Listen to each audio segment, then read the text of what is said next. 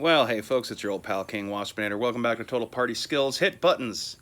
Now, after seeing what some of the bundle prices that Wizards of the Coast is putting on their upcoming Dragonlance stuff, it's given me a few other thoughts. You know, when you like stop and look at it, the prices on new role-playing game products have practically doubled in the last year. You know, what they're charging just for adventure modules.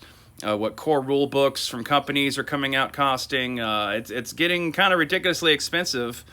I've certainly done a few videos commenting on a few of these things. Obviously, it's hashtag not everybody, but it makes me wonder, like, by the time one D&D even comes out in 2024, how much is it going to cost? I mean, these are supposed to, you know, like 12 and up, and they want, you know, people of, you know, different class and ethnic backgrounds to be able to get into their hobby and all this kind of stuff. But you know, is it going to be priced in such a way that anybody who isn't already loaded is even going to be able to afford any of this shit? I also find it kind of funny that, you know, like here at the very tail end, after they announced that they got another edition of D&D coming, which kind of makes 5th edition basically a dead brand. It's weird then that they quickly are going to jam out these 3 vintage legacy settings. Or I guess 2. Spelljammer comes out right on the heels of them announcing one D&D, and then, you know, December, right before Christmas, of course, we're going to get Dragonlance, and then we're going to move in to our last year of 5th edition. And it makes you wonder, like, you know, like, are they still got a few source books coming down the pipeline for 5e here at the tail end? Now, it's odd that they squeeze out Spelljammer and Dragonlance here at the last, and in particular, the Spelljammer stuff kind of got me to raise an eyebrow over the presence of Dark Sun stuff in that Spelljammer. There's a couple of monsters that are right out of Dark Sun, and of course the Thri-kreen being presented as a playable race.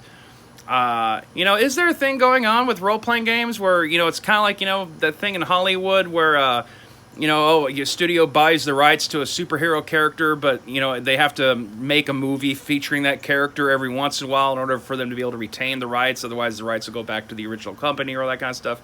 You know, Roger Corman's Fantastic Four being a famous example of that, where they just jammed out a movie so they can keep a lock on the Fantastic Four franchise while at the same time having no intentions of actually ever putting the movie out and stuff like that.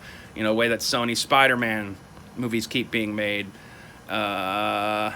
You know, like, is there something similar to that going on with role-playing games as to, you know, they didn't really want to get into Spelljammer or Dragonlance or Dark Sun, but, you know, they don't want to, like, just lose the control of the IP. So periodically they do need to still stick something out there just so they can kind of keep a latch on it. So that makes me wonder, and I'm basing this entirely just on guesswork and speculation. I haven't heard anything one way or the other, but it makes me wonder if we're going to get some sort of 5th edition version of Dark Sun here at the very tail end. You know, prior to, you know, Dragonlance coming out, there's already been, you know, obvious hints with Fizban's Treasury of Dragons, since it even has Fizban in the title and actually does talk a little about Krynn, you know, within the book. That, you know, they were leading up to the Dragonlance release by starting to pepper in a few things ahead of time. And so because of the fact that they have the Thri-kreen and a couple of, you know, Dark Sun critters running around in the new Spelljammer books, I just can't help but wonder if that's an indication that right there at the very end they'll squeeze out something for Dark Sun real quick and dirty, just so that, you know, they can rake in a few more bucks off, you know, like old Dark Sun fans who will, you know, be likely to, you know, still end up picking up the books just to, at the bare minimum, see how much they changed it so they can bitch about it on the internet.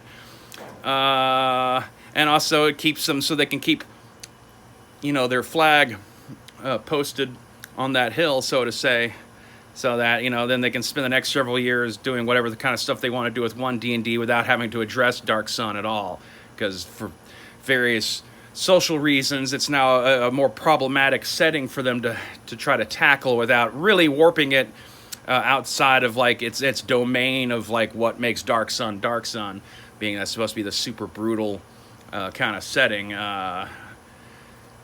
So I don't know. Yeah, just food for thought. Something to speculate about the future. Maybe someone who knows something might say something. You never know. In either case, have a good one and stay waspinated.